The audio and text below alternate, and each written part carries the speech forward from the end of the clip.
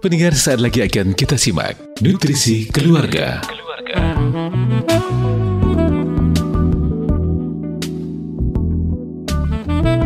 Bismillahirrahmanirrahim. Assalamualaikum warahmatullahi wabarakatuh. Radio kesayangan Anda, Bersada FM, pilihan pas kita dan keluarga. Siarkan kebenaran, tebarkan kasih sayang.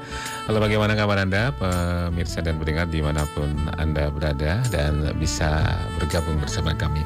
Alhamdulillah, kabar sehat walafiat semoga. Untuk hari ini kesempatan edisi hari Jumat 28 Rajab 1445 Hijriah atau 9 Februari 2024 menempatkan saya Ali Rahman hingga usia nanti pukul 11 maksud kami akan kami gulirkan Nutrisi Keluarga edisi tumbuh kembang anak kita.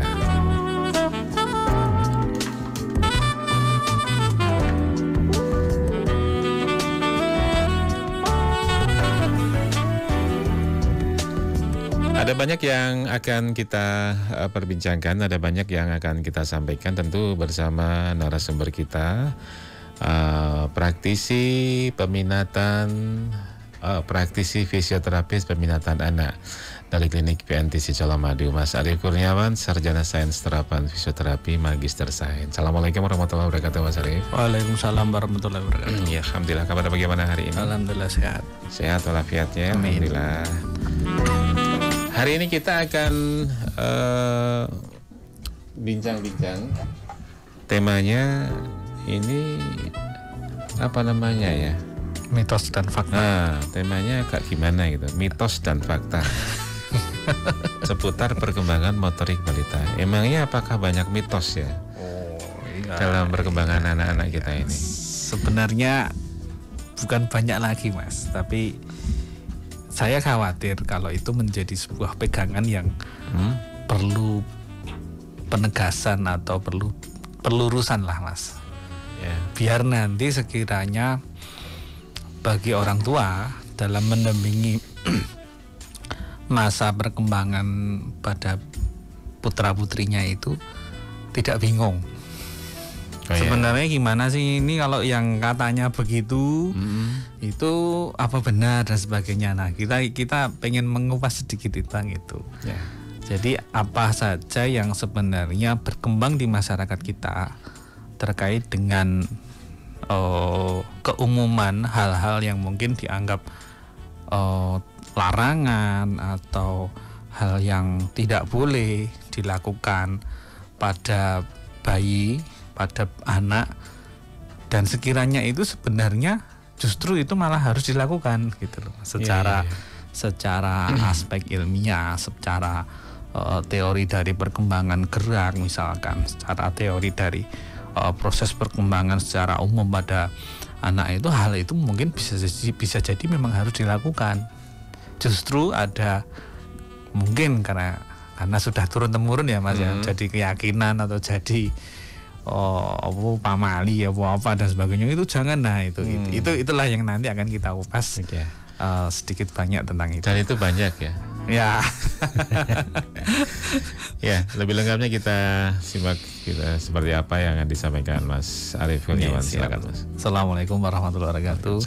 Selamat pagi para pendengar Radio Bersada FM dimanapun berada. Alhamdulillah pada pagi hari ini kita bersua kembali di radio kesayangan kita Bersada FM 102,2 di acara Nutrisi Keluarga Tumbuh Kembang Anakku. Nah, kali ini kita akan mengangkat tema tentang mitos dan fakta seputar perkembangan motorik pada balita. Nah, jadi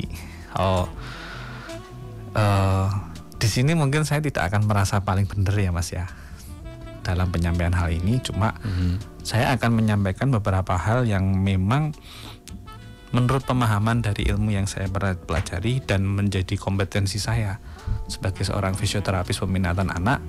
Ada beberapa hal yang menjadi catatan terkait dengan mitos, terkait dengan keyakinan yang mungkin perlu diluruskan lagi, yang berhubungan dengan aspek perkembangan motorik pada balita. Nah, ini harus diluruskan, Mas, karena nanti jangan sampai menjadi kendala. Ini bayinya ini kok jadi gerakan kayak gini nih, boleh nggak sih? Nah, oke. Yang pertama adalah fase perkembangan gerak pada balita, pada bayi kita itu akan melewati tahap-tahap di mana dia akan mencapai finish, mencapai puncaknya. Ada fase start, ada fase finishnya. Jadi ada permulaan, ada sampai fase-fase akhir di mana dia akan selesai di fase perkembangan motorik atau geraknya itu. Jadi fase ini tidak bisa dilompati, Mas. Harus dilewati tahap demi tahap. Seperti halnya anak sekolah. Anak sekolah itu dibagi menjadi beberapa kelas. Kelas yang paling dasar, menengah, sampai atas.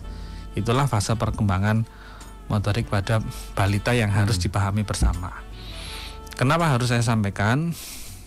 Kadang orang tua itu kurang memahami tahapan itu. Pengennya itu ketemunya balitanya itu ya langsung pintar, Mas. Sudah setahun kok belum jalan, ya kudune ndang mlaku dan sebagainya. Tapi tanpa melihat proses di mana perjuangan si bayi ini untuk melewati fase-fase yang dibutuhkan sehingga dia akan mencapai fase goalnya untuk bisa jalan. Nah, itu yang harus digarisbawahi dulu untuk yang pertama kali. Karena nanti akan hubungan dengan mitos yang berkembang di masyarakat seperti apa. Kemudian yang kedua, mitos apa saja sih yang terjadi, yang berkembang di fase perkembangan motorik usia 0 sampai 12 bulan. Nah, mitos yang pertama adalah ada anggapan bahwa ketika bayi itu di usia 5-6 bulan dia seneng memasukkan jempol kaki ke mulut, itu tidak baik. Ya apa enggak, Mas?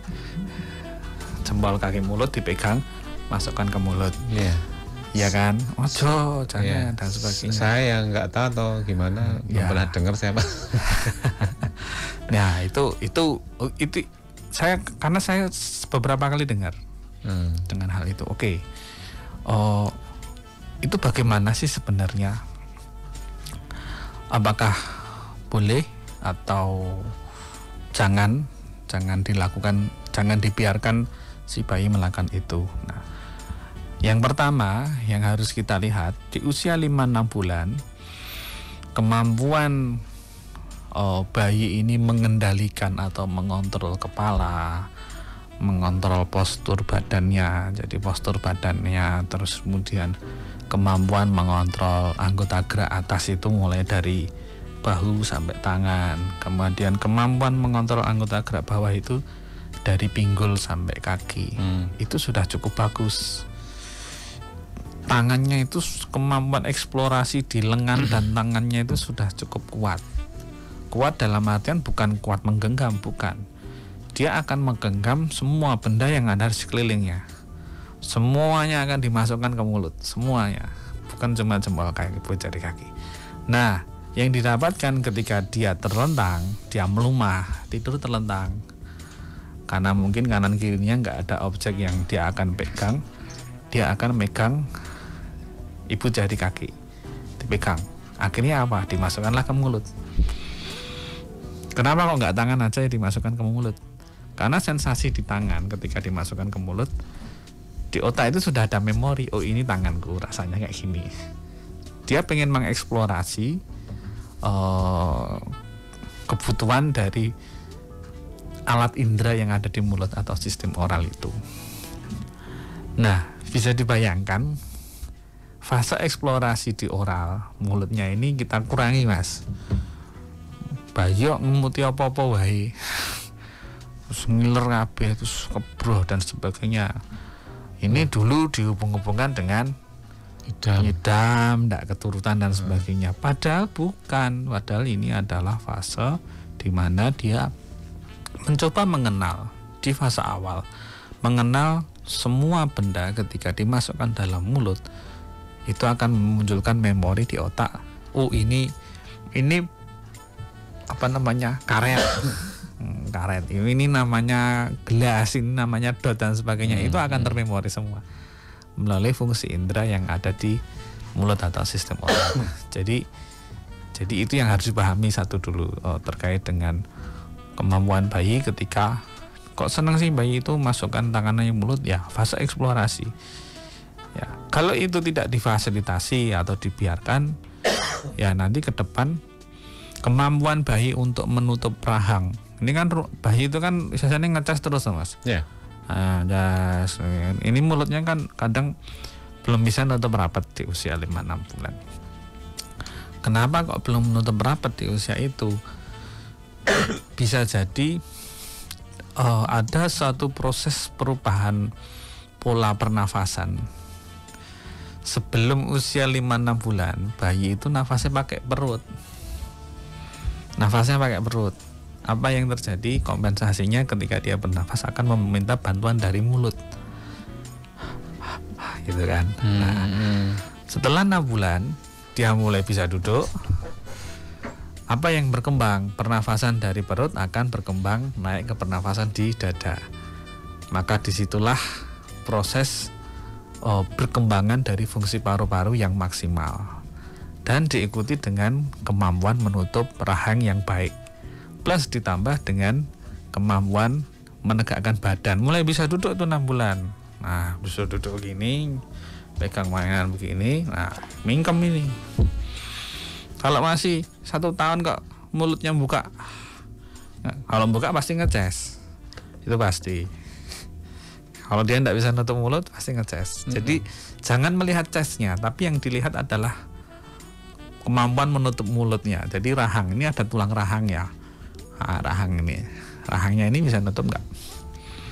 Bayi udah besar ngeces terus, lihatlah kemampuan menutup rahangnya. Kemungkinan ototnya masih lemah. Nah itu, jadi jangan dihubung-hubungkan dulu nih. Udah besar, udah TK kok masih ngeces dan sebagainya. Ya, ini salahnya dulu bapaknya pas hamil ibunya nyidam nggak keturutan. Nah, janganlah. Mitosnya seperti itu. Iya, terlalu jauh. Masa anak putranya mau dikembalikan lagi dalam kandungan? Kan ya nggak bisa. Mungkin gimana ya? Dulu mungkin awalnya itu omongan dari seorang. Ya tapi itu yang berkembang. Akhirnya Mas. turun temurun. Ya, dan dipercaya. Maka kita luruskan dulu itu di situ. Kita harus luruskan dulu ini. Di fase 5-6 bulan itu fase krusial. Maka kalau itu fase itu tidak terlewati secara sempurna, mungkin bayinya nggak akan terjadi gimana-gimana, ndak terus jadi lambat, terus belum tentu. Terlalu dini untuk menentukan dia akan lambat atau enggak gara-gara tutup mulutnya itu. Tapi yang sering kita temukan itu kan ketika si anak ini sudah mulai besar, 2 tahun ke atas, sudah jalan, sudah kemana-mana, tapi kok masih ngeces terus. Nah, tolonglah jangan dihubungkan lagi sama kesalahan bapaknya gara-gara nggak nuruti keinginan saat nyidam ibunya, itu jangan. Yang perlu kita perhatikan adalah ini loh, eksplorasi oralnya. Apakah dia masih minum DOT? Bagaimana tekstur makanannya? Kemampuan menggigitnya seberapa kuat? Tekstur makanan, apakah hanya satu item makanan yang dia makan? Dia sudah mulai mencoba makanan yang bentuknya keras apa enggak, menggigit, bentuk buah dan sebagainya. Itu kan akan memaksimalkan kerja dari otot yang ada di mulut ini, Mas. Itu harusnya waktu-waktu kemarin ya, sebelum ngecas nggak bisa nutup. Nah, kalau sekarang sudah masih ditemukan usia 2 tahun ke atas ngecas, tolong dikoreksi pola makannya. Nah, itu salah satu opsionalnya itu, koreksi pola makannya. Jangan yang lembut terus, agak keras, kasih kerupuk, kasih buah yang agak keras, apel atau apa, biar dia ada kemampuan untuk geget bahasa Jawanya. Nah, kalau makannya bubur terus dan sebagainya, nah itu kemungkinan ngecasnya jadi lebih lama, sampai SD masih ngeces. Nah itu startnya dari 6-7 bulan. Kalau itu tidak selesai, nanti akan keterusan. Perubahan pola pernafasan, kebutuhan dari fase eksplorasi, memasukkan semua benda ke dalam mulut. Itu di 5-6 bulan, Mas. Nah ini kan akhirnya kan jadi kemana-mana toh mitosnya itu, ngecas dan sebagainya. Oke, itu yang pertama. Kemudian yang kedua, mitos-mitos yang berhubungan dengan masyarakat adalah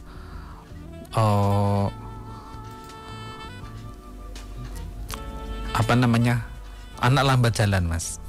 Nah, apa yang terjadi dengan masyarakat ketika seperti lele.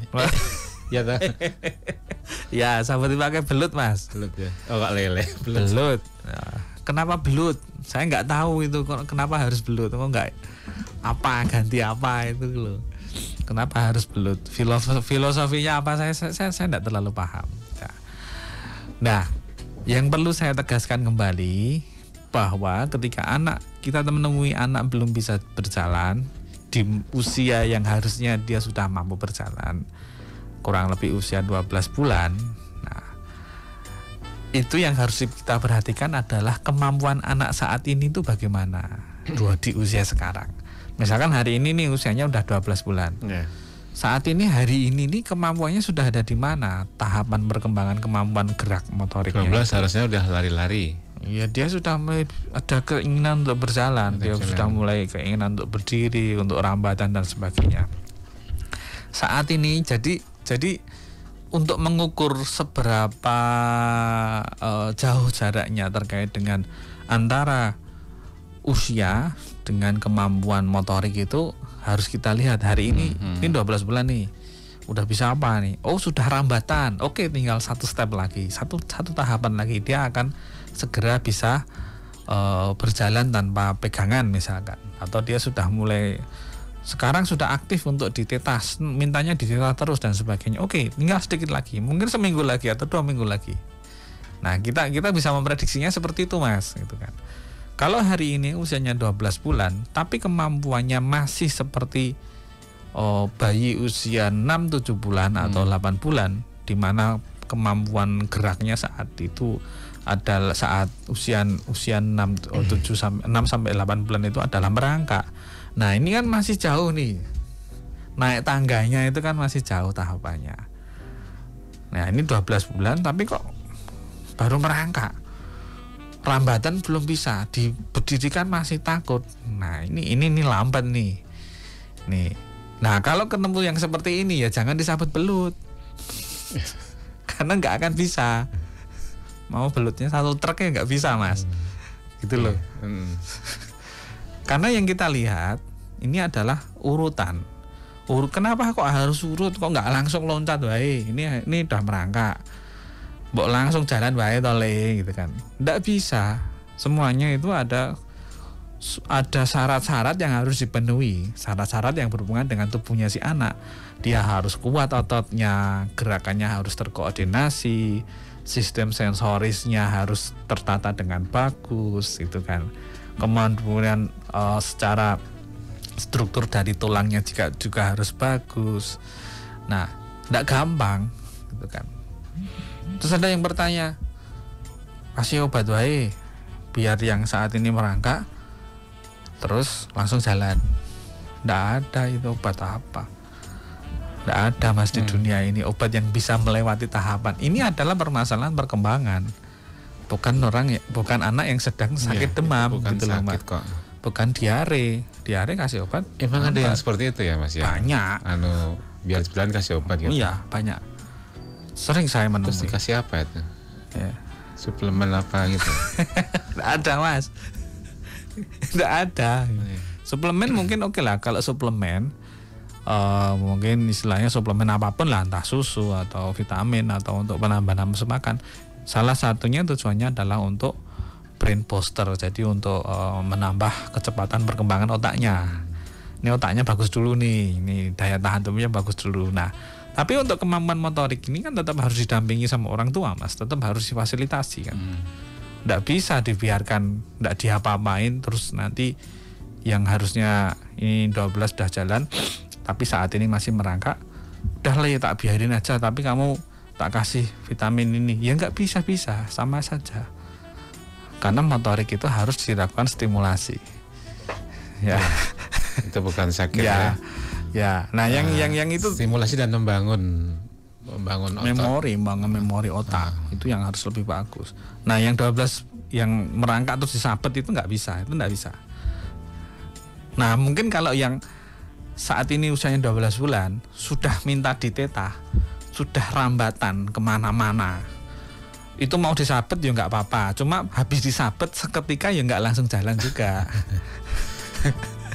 Ya. Belum itu pun juga nggak bisa jalan loh. Kita megangnya susah loh Mas itu. Belut tuh kan juga nggak bisa, nggak punya kaki, nggak bisa mungkin jalan. Biar gerakannya cepet. Nah itu malah medeni itu nanti. Mas Arif, kita menarik sekali obrolannya, namun kita harus jeda terlebih dahulu. Dan pemirsa pendengar, Anda bisa bergabung bersama kami di line telepon 0271 6793000. Maaf, salah ya, itu untuk TV ya.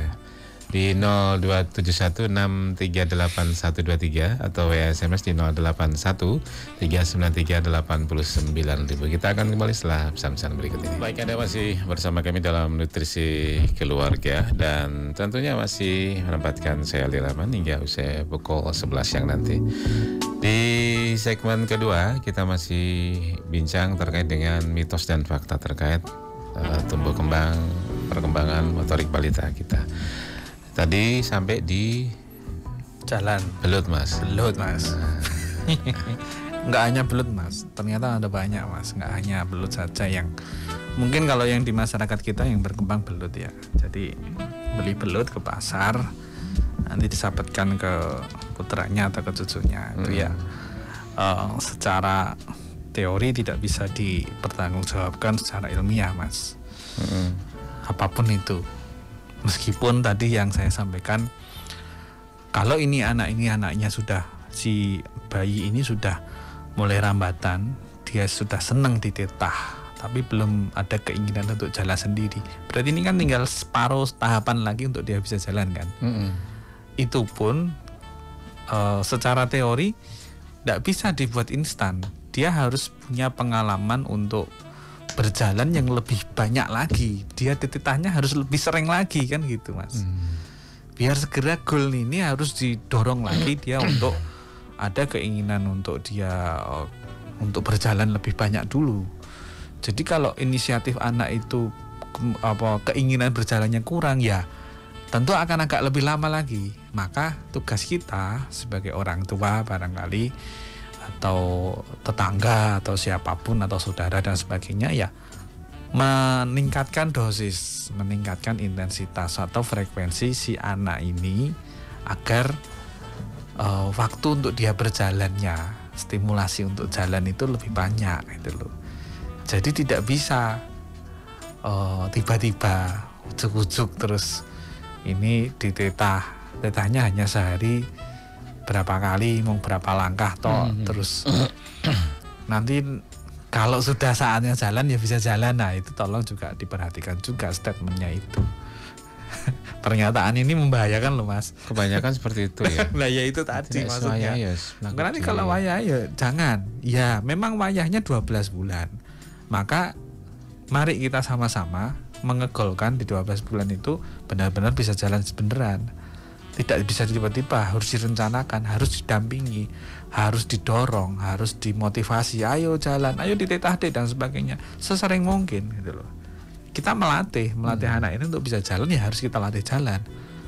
Kalau dibiarkan, mungkin dengan pembiaran dalam artian kalau lingkungannya mendukung saya rasa nggak masalah, Mas.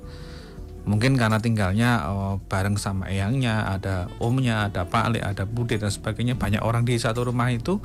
Mungkin orang tuanya bisa disupport sama anggota keluarga yang lain.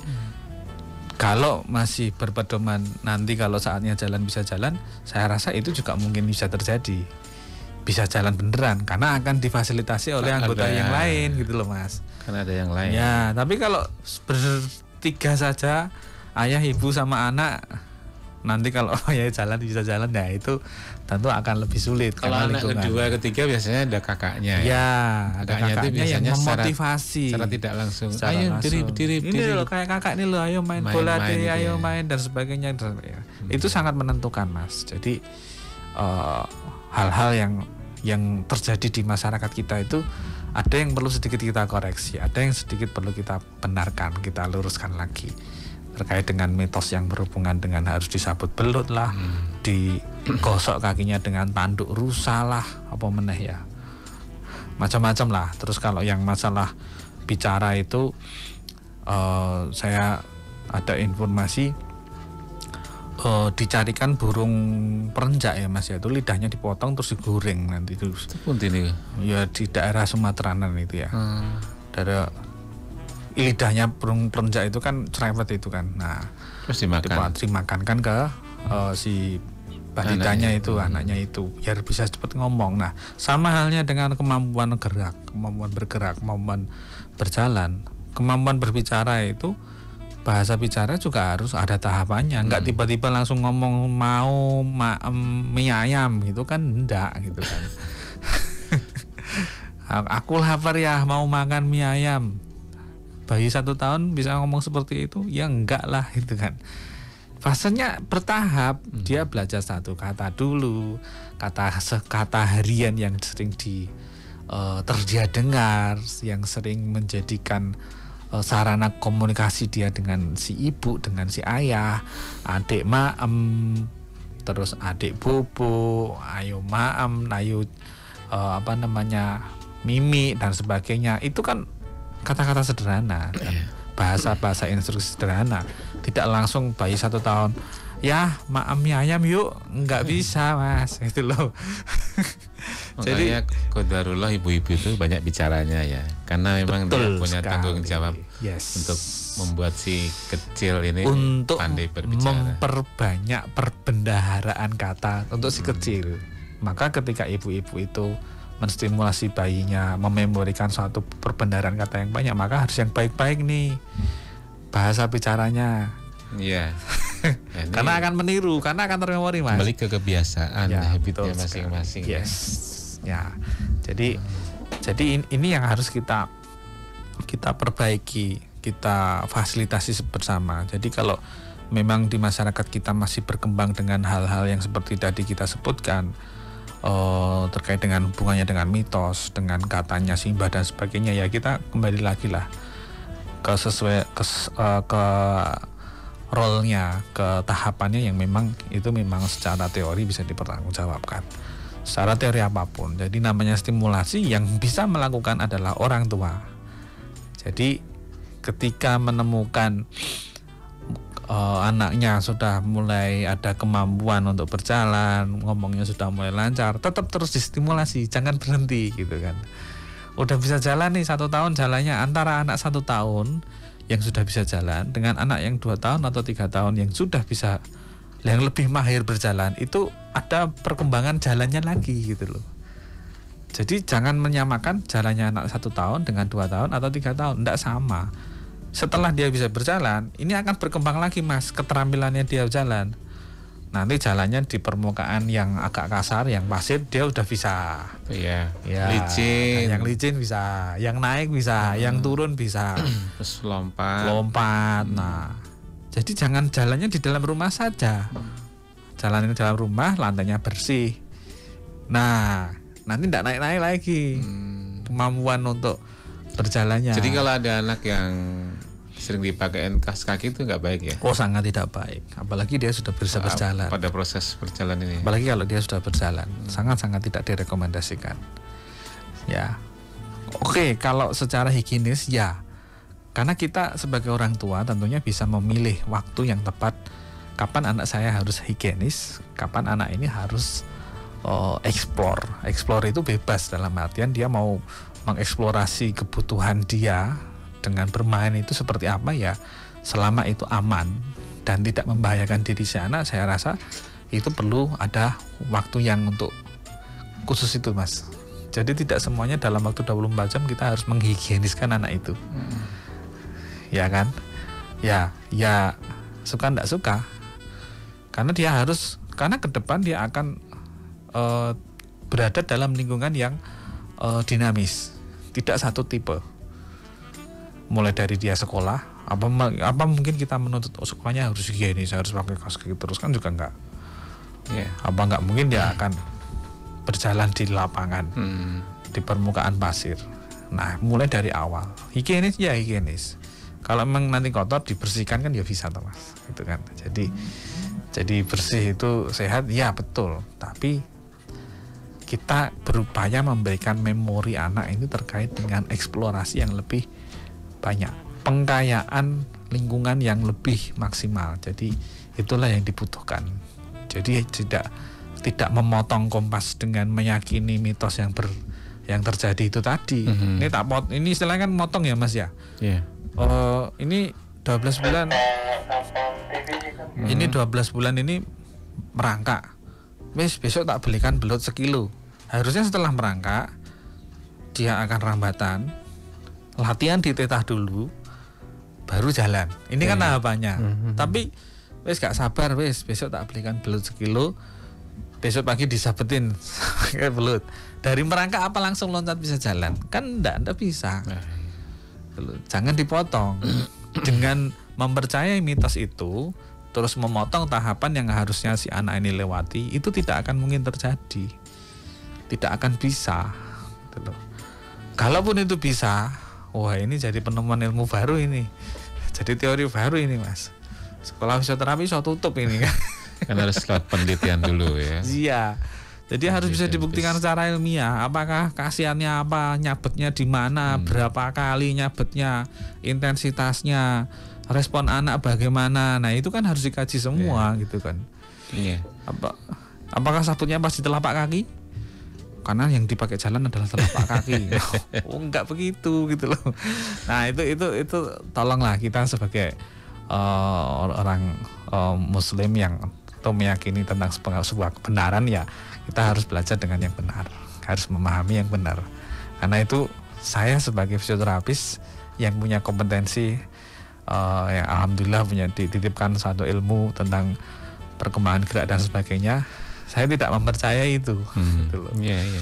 Ya tentu nanti ini, makanya kemarin saya bilang di grup Mama Sali, semoga aman saya membawakan materi ini karena akan banyak pertentangan tentunya, meskipun tidak secara langsung. Toh sekarang anak muda usia apa namanya ya, pasangan-pasangan yang muda ini kayaknya juga tidak begitu kenal dengan seperti itu juga. Iya, tidak kenal karena alhamdulillah putra-putrinya melewati fase tumbuh kembang dengan baik. Kalau 12 bulan belum jalan, itu loh yang kita khawatirkan, Mas. Iya. Ya alhamdulillah tidak ada masalah, alhamdulillah nggak masalah. Yang kita khawatirkan ketika 12 bulan kok belum jalan cucunya. Nah ini warning ini. Ini yang harus kita pagari, ini yang harus kita luruskan.